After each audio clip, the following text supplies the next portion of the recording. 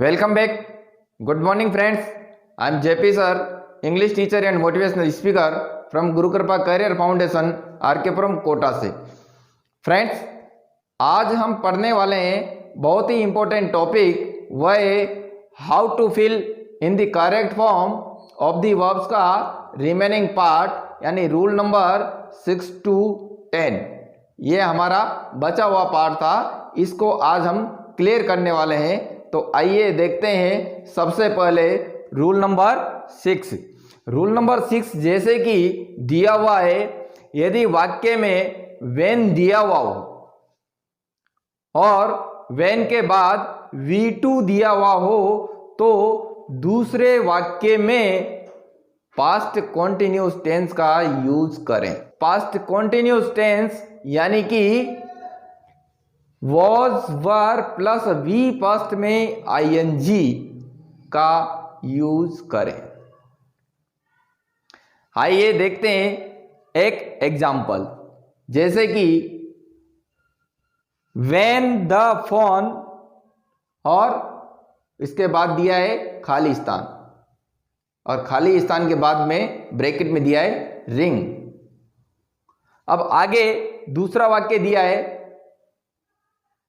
आई के बाद में खाली स्थान और इंग्लिश, और इंग्लिश के बाद में ब्रैकेट में दिया है टीच। अब फ्रेंड्स, इसको हम किस प्रकार से फिल करेंगे, जैसे कि हम देख रहे हैं व्हेन के जस्ट बाद वाले वाक्य में हमें लगाना है वर्ब की सेकंड फॉर्म और दूसरे वाले वाक्य में लगाना है हमें पास्ट कॉन्टिन्यूस। तो देखेंगे कि किस प्रकार से फिल करते हैं। व्हेन और व्हेन द फोन, अब इसके बाद में हमें ब्रैकेट में जो दी हुई है वर्ब वह है रिंग। अब रिंग का first form, second form, third form ये क्या होते हैं, हमें यहां पर कौन सी फॉर्म यूज लेनी है, वो लेनी है सेकंड फॉर्म, और रिंग की सेकंड फॉर्म होती है रेंग। तो हमने इस प्रकार से यहां पर लगा दिया रेंग। अब देखते हैं दूसरे वाक्य में पास्ट कॉन्टिन्यूस का यूज करना है। तो आई के बाद में खाली स्थान दिया हुआ है और आई के साथ में पास्ट कॉन्टिन्यूस की हेल्पिंग वर्ब वॉज वर्ब में से वॉज का यूज होता है। किसका यूज होता है, वॉज का। तो हमने लगा दिया वॉज, और वॉज के बाद में ब्रैकेट में दिया हुआ है टीच। तो टीच का, टीच में क्या होगा, यानी टीच में ING लग जाएगा और हमारा आंसर हो जाएगा वॉज टीचिंग। इस प्रकार से कंप्लीट सेंटेंस हो जाएगा when the phone wrong I was teaching English. इस प्रकार से ये हमारा सेंटेंस कंप्लीट हो गया।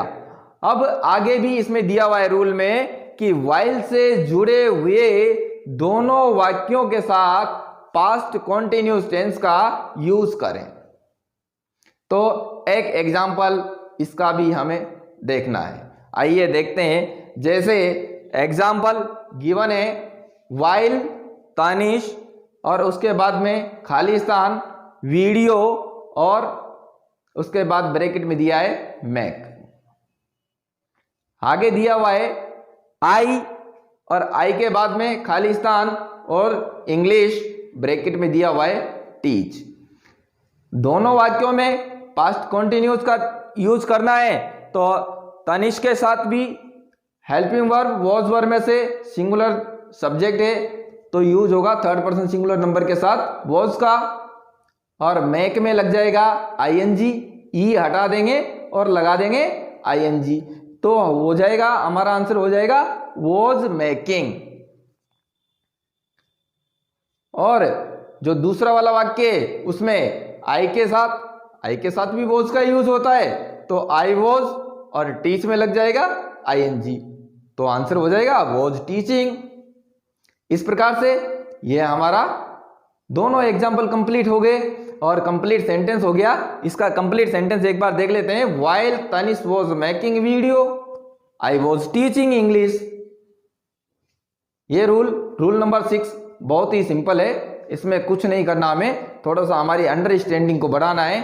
अब आइए देखते हैं रूल नंबर 7।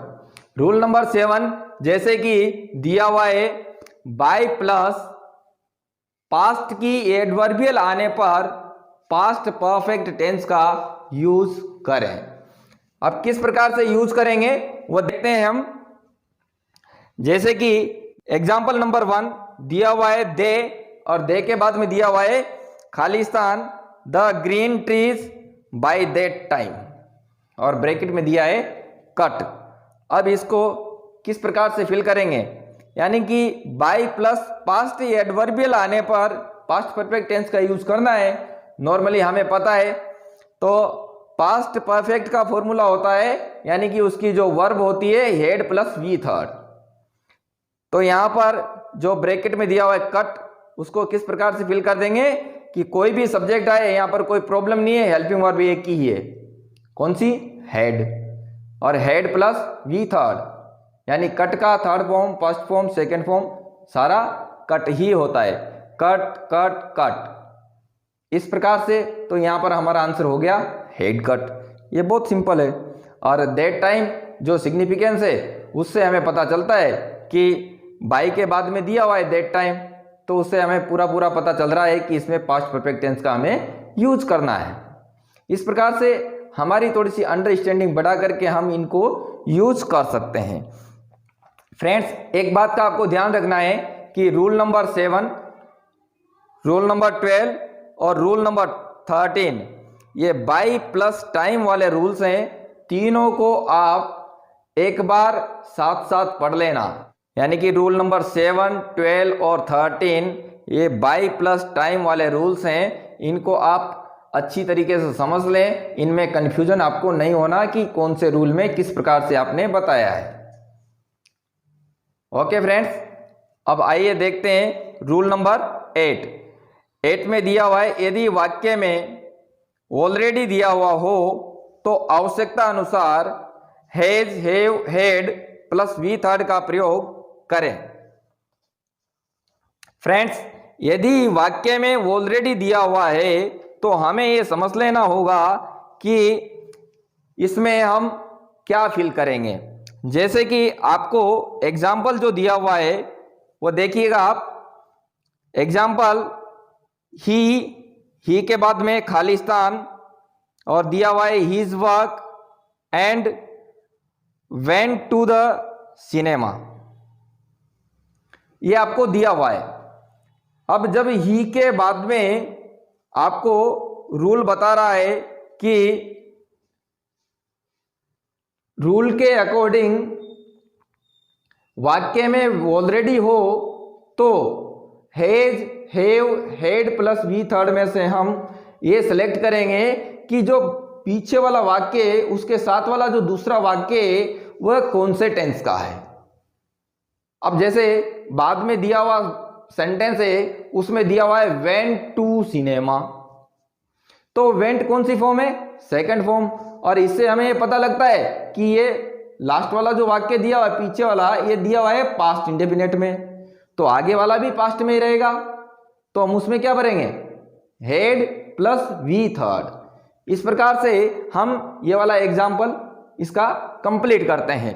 तो इसमें फ्रेंड्स ब्रैकेट में जो दिया हुआ है, ब्रैकेट में दिया हुआ है फिनिश्ड, सॉरी ब्रैकेट में दिया हुआ है फिनिश, तो उसको हम इस प्रकार से कंप्लीट कर देंगे कि हेड ऑलरेडी अपनी जगह पर रहेगा और उसके बाद में फिनिश्ड हम लगा देंगे, और जो इसका लास्ट का ईडी आया हुआ है उसका प्रोनाउंसिएशन जो होगा वो होगा ट। किस प्रकार से हमारा सेंटेंस क्या कंप्लीट हो गया, he had already finished his work and went to the cinema. इस प्रकार से हमारा ये वाला इसका आंसर यानी कि ये वाला एग्जाम्पल कंप्लीट होता है। अब आइए देखते हैं रूल नंबर 9 का ए। 9 में friends A B C 3 rule हैं और तीनों को आपको अच्छी तरीके से समझना है। तो देखते हैं रूल नंबर 9 ए। जैसे कि गिवन है B4 के पहले वाले वाक्य में हेड प्लस वी थर्ड तथा B4 के बाद वाले वाक्य में V2 का प्रयोग करें। यह बहुत ही सिंपल है, और आपको ज़्यादा कंफ्यूजन में नहीं होना है। B4 के पहले, यानी कि जैसे मैं आपको बता रहा हूं तो आपको समझना है, ये B4 है। अब B4 के पहले क्या है? B4 के पहले इधर, यानी कि यहां पर क्या आ जाएगा? हेड प्लस V3 और इधर V2। इस बात को आपको ध्यान रखना है, यानी B4 और B4 के पहले हेड प्लस V3 और B4 के बाद V2। इस बात का विशेष ध्यान रखना है। बस इतना सा रूल है और ये आपको समझ लेना है। इसी प्रकार से आफ्टर वाले रूल में होगा, वो आफ्टर वाले में समझ लेंगे अपन नेक्स्ट रूल में। पहले इसका एग्जाम्पल हम देख लेते हैं। जैसे कि एग्जाम्पल जो दिया हुआ है वो दिया हुआ है माई मदर, और माई मदर के बाद दिया हुआ है खाली स्थान और फूड के बाद में B4 और B4 के बाद माई फादर केम। तो माई फादर केम, इस वाले सेंटेंस में हम सबसे पहले देखते हैं कि केम क्या है?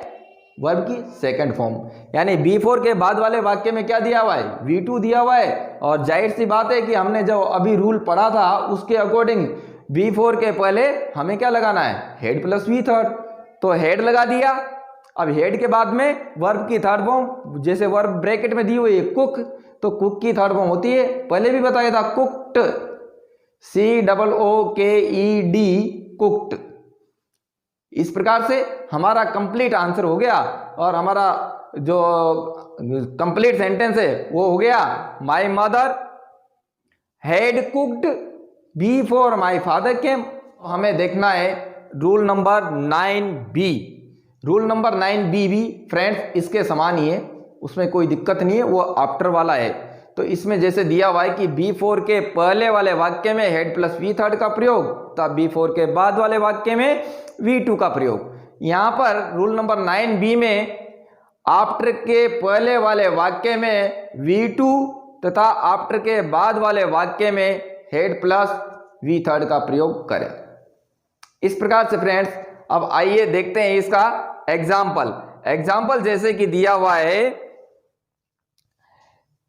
आई, और आई के बाद में वेंट टू प्ले, आफ्टर के बाद फिर आई और खाली स्थान में दिया हुआ है, खाली स्थान के बाद दिया हुआ है माई होमवर्क और ब्रैकेट में दिया है फिनिश। तो ये किस प्रकार से कंप्लीट होगा हमारा सेंटेंस? आफ्टर के पहले वाले वाक्य में V2 दिया हुआ है, तो हमें आफ्टर के बाद वाले वाक्य में क्या लगाना है? Head plus V3। अब हमें ब्रैकेट में जो वर्ब दी हुई है वो है फिनिश, तो हेड प्लस V3 करना है। तो हमारा जो आंसर है वो हो गया हेड फिनिश्ड। क्या आंसर हो गया? Had finished. और कंप्लीट सेंटेंस क्या हो गया? I went to play after I had finished my homework. इस प्रकार से ये वाला आंसर कंप्लीट हो गया। ये वाला इसका जो एग्जाम्पल है वह भी कंप्लीट होता है। अब दोनों को एक साथ देखेंगे, यानी कि B4 वाले को और आफ्टर वाले को। तो दोनों के फॉर्मूला जो है, जैसे पहले बीच में लिख दिया B4 और B4 के पहले हेड प्लस V3 तथा B4 के बाद V2। अब आफ्टर वाला देख लीजिए, आफ्टर वाला भी इसी प्रकार है, इसका उल्टा करना है, बीच में लगा दिया आपने आफ्टर, और आफ्टर के पहले V2 और आफ्टर के बाद लगा दिया V3, हेड प्लस V3। इस प्रकार से ये हमें इसका कंपैरिजन मालूम चल गया फ्रेंड्स। अब यदि आपको अंग्रेजी बोलना सीखना है या हिंदी से अंग्रेजी में आपको ट्रांसलेट करना सीखना है तो थोड़ा सा आपको और आगे बढ़ना पड़ेगा। उसके लिए आपको थोड़ा सा और आगे कोशिश करना पड़ेगा समझने की कि ये किस प्रकार से होते हैं। नहीं तो आपको अगर मान लो फिलअप्स के लिए 10th क्लास के लिए या कोई भी छोटे मोटे कॉम्पिटिटिव एग्जाम के लिए हैं तो आपको इतना सफिशिएंट है। लेकिन अगर आपको हिंदी से इंग्लिश में वाक्य ट्रांसलेट करने पड़ जाते हैं तो फिर आप क्या करेंगे? उसके लिए मैं आपको बताता हूं। आइए देखते हैं कि डॉक्टर के आने से पहले मरीज मर चुका था। अब फ्रेंड्स यहां पर आपको समझना है कि 2 काम हो रहे हैं। कितने काम हो रहे हैं? 2 काम हो रहे हैं। कौन कौन से काम हो रहे हैं? एक तो डॉक्टर आया और एक मरीज मर गया। अब आपको ये समझना है कि पहले कौन सा काम हुआ। जो काम पहले हुआ उसको बोलते हैं प्रीवियस एक्शन, और जो काम बाद में हुआ उसको बोलते हैं सब्सीक्वेंट एक्शन। ये आपको समझना है। यानी कि B4 के पहले आपको वह वाला वाक्य लगाना है हिंदी से इंग्लिश में ट्रांसलेट करते समय जो काम पहले हुआ, और जो काम बाद में हुआ उसको B4 के बाद रखना है। यानी दो वाक्य हैं, दो वाक्यों में जो दो काम हो रहे हैं उनमें से अगर आपको B4 का यूज करके हिंदी से इंग्लिश में ट्रांसलेट करना है तो पहला वाला जो वाक्य वह बनेगा आपका प्रीवियस एक्शन, यानी पहले काम जो पूरा हो गया उसको आप B4 के पहले रखेंगे, और जो काम बाद में पूरा हुआ उसको B4 के बाद रखना है। समझ में आया फ्रेंड्स?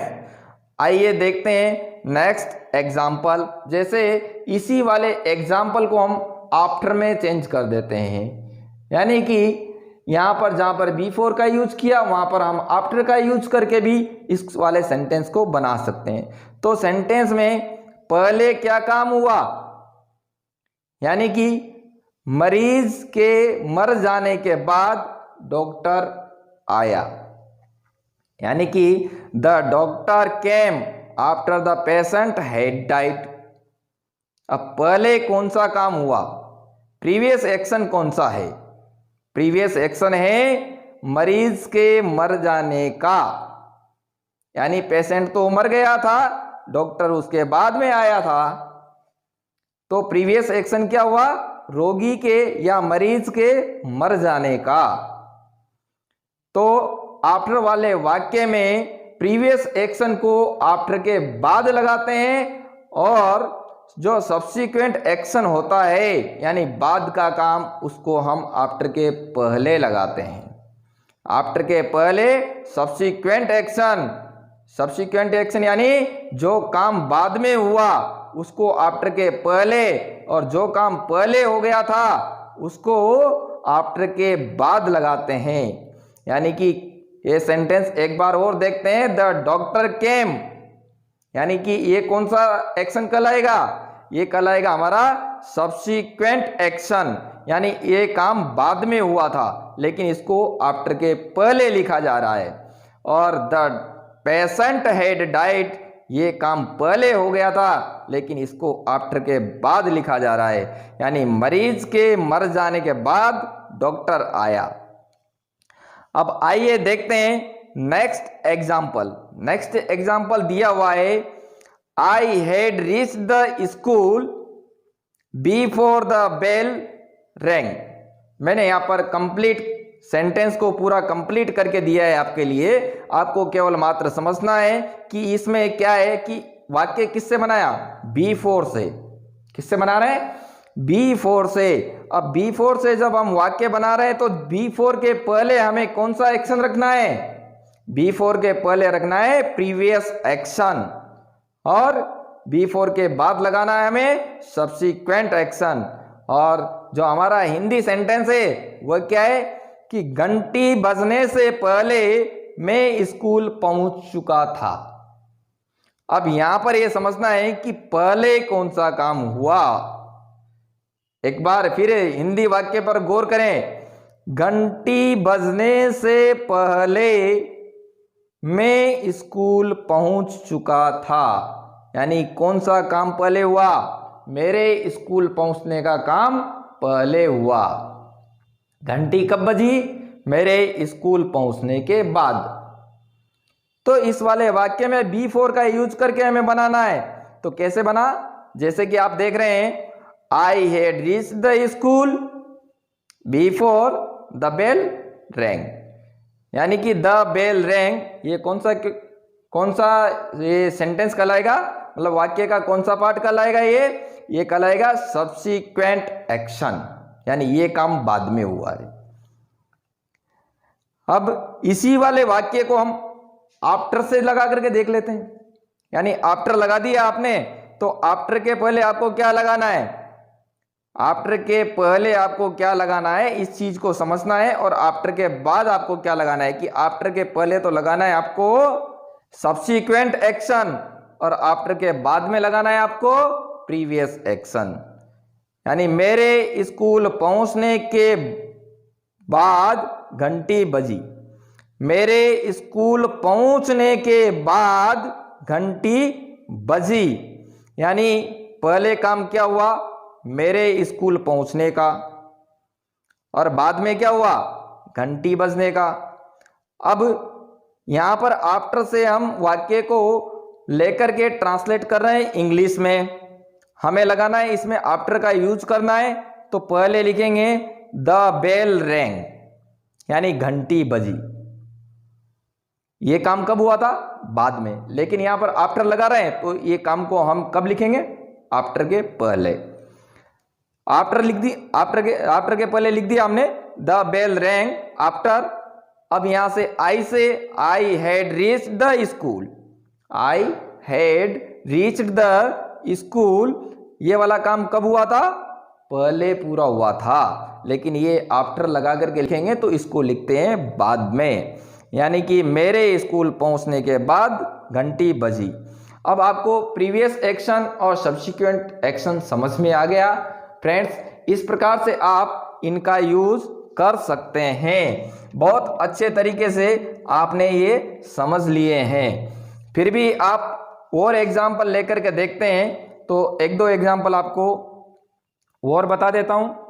जैसे द बेल हैड रंग before I reach the school, इसका क्या मतलब होगा, मेरे स्कूल पहुंचने से पहले घंटी बज चुकी थी। यानी पहले काम क्या हुआ, घंटी बजने का। और इस वाले वाक्य को हम किससे बना रहे हैं, बिफोर से। तो क्या आएगा पहले वाले वाक्य में, हेड प्लस वी थर्ड, जो कि हमने लगा दिया हेड रंग। देखिए सेंटेंस, द बेल हैड रंग before I reach the school, यानी बिफोर के बाद क्या लगाया, आई रीच द स्कूल। समझ में आया आपको। नेक्स्ट देखिए, और जैसे I reach the school after the bell had rang, यानी आफ्टर से अगर हमने बनाया तो पहले जो वाक्य इसमें बाद में बिफोर वाले में दिया हुआ था, बिफोर के बाद उसको बिफोर के आफ्टर के पहले लिख दिया, और जो पहले दिया हुआ था उसको बाद में लिख दिया। अर्थ वही है, घंटी बजने के बाद मैं स्कूल पहुंचा। अब आइए देखते हैं नेक्स्ट रूल। नेक्स्ट रूल है रूल नंबर 9C। 9C दिया हुआ है, यदि बिफोर के साथ एक वाक्य में प्रेजेंट टेंस है तो दूसरे वाक्य में भी प्रेजेंट टेंस ही आएगा। जैसे एग्जाम्पल देखते हैं, Tanish takes milk before he to bed, और ब्रैकेट में दिया है गो। तो दूसरे वाले वाक्य में क्या आ जाएगा, दूसरे वाले वाक्य में वर्ब भरने में आएगी कि प्रेजेंट इंडेफिनिट में दिया हुआ है पहला, तो दूसरा भी किस में आएगा, प्रेजेंट इंडेफिनिट में। तो गो का क्या हो जाएगा, इसका तनिष का प्रोनाउन दिया हुआ है ही, तो इसके ही थर्ड पर्सन सिंगुलर नंबर है, इसके साथ क्या आ जाएगा, गो का क्या हो जाएगा, गोज। तो हमारा कंप्लीट सेंटेंस हो जाएगा, Tanish takes milk before he goes to bed. इस प्रकार से ये हमारा रूल नंबर 9C ये भी कंप्लीट होता है। ये बहुत ही आसान है, इसमें ऐसा कुछ भी नहीं है डिफिकल्ट समझने वाला जो कि आपको समझ में नहीं आए। अब आइए देखते हैं रूल नंबर 10। रूल नंबर 10 जैसे कि दिया हुआ है, टुमारो या नेक्स्ट आने पर फ्यूचर इंडेफिनेट का यूज करें। यानी टुमारो या नेक्स्ट आने पर किसका यूज करें, फ्यूचर इंडेफिनेट टेंस का यूज करें। जैसे देखिए एग्जाम्पल जैसे गिवन है, यू के बाद में खाली स्थान स्कूल, और स्कूल के बाद में टुमारो, और ब्रैकेट में दिया हुआ है गो। तो फ्रेंड्स इसमें क्या फिल करेंगे, टुमारो जैसे कि हमें स्पष्ट सिग्निफिकेंस दिख रहा है कि टुमारो या नेक्स्ट, तो टुमारो दिया हुआ है, फ्यूचर इंडेफिनेट का सिग्निफिकेंस है, तो हम किसका यूज करेंगे, फ्यूचर इंडेफिनेट का। और फ्यूचर इंडेफिनेट का फॉर्मूला हम जानते हैं क्या होता है कि सब्जेक्ट प्लस विल या शेल प्लस वी फर्स्ट और प्लस ऑब्जेक्ट। ब्रैकेट में जो दिया हुआ है गो, उसको कैसे फिल करना है, तो उसको देख रहे हैं हम कि यू के साथ में विल या सेल में से किसका यूज होगा। आई और वी के साथ सेल का होता है, बाकी सबके साथ में विल का होता है। तो यू के साथ किसका यूज हुआ, विल का, और गो का क्या भर देंगे, गो, और गो अपने साथ में टू लेता है, तो हमारा आंसर क्या हो जाएगा, विल गो टू। और कंप्लीट सेंटेंस क्या हो जाएगा, you will go to school tomorrow. बस इतना सा हमारा ये आंसर है और इतना सा हमारा ये एग्जाम्पल है। और इस प्रकार से ये इतने इजी और इतने आसान how to fill in the correct form of the verbs के रूल्स हैं। यानी ये रूल बहुत आसान है, समझने का तरीका चाहिए और समझाने का तरीका चाहिए। जैसे कि आप लोगों को कितना समझ में आया, अब ये तो आप लोग ही मेरे को बताएंगे, लेकिन मैं अपेक्षा करता हूँ जहाँ तक कि आप लोगों को ये पूरा कंप्लीट समझ में आया होगा। फ्रेंड्स, अगर आपको कोई भी ऐसी कमी नज़र आती है तो आप मेरे को सीधा चैट करें और मेरे को बताएं कि कहाँ पर इसमें क्या रूल में या कोई चीज़ समझाने में कमी रह गई हो, तो उसको हम पूरा करेंगे। आपको कोई चीज़ समझ में नहीं आए तो कोई बात नहीं, आप उसको फिर से समझने का प्रयास कीजिए, मैं फिर से आपको दोबारा से फिर समझाऊंगा उसको। Okay friends, thanks. Rule number 7, 12 और 13, ये वाले जो रूल्स हैं, ये कौन से रूल्स हैं, ये रूल्स हैं बाय प्लस टाइम वाले रूल्स। तो फ्रेंड्स, इन तीनों रूल्स को आप, जैसे 7 को अगर आपने पढ़ा है तो 7 के बाद आप सीधा 12 पे चले जाएं, वो नेक्स्ट पार्ट में आपको मिल जाएगा, और 12 और 13 आप वहाँ पर पढ़ लें। और इस प्रकार से आप ये रूल नंबर 7, 12 और 13 इनको एक साथ कंप्लीट करने की कोशिश करें। तीनों को एक साथ समझेंगे तो बेटर तरीके से आपको समझ में आ जाएगा। इस प्रकार से आपके रूल्स तो पूरे कंप्लीट हो गए और मैंने इसका पूरा कंप्लीट एक सॉल्यूशन आपको देने की कोशिश की है फ्रेंड्स। जहाँ तक मैं समझता हूँ कि आप लोगों को पूरा कंप्लीट ये समझ में आ गया होगा, और फिर भी अगर कोई कमी रह गई हो तो आप चैट करके मुझे बताइएगा, मैं उसको सॉर्ट आउट करने का प्रयास करूँगा अपने बिहाफ पर। Okay friends, thanks.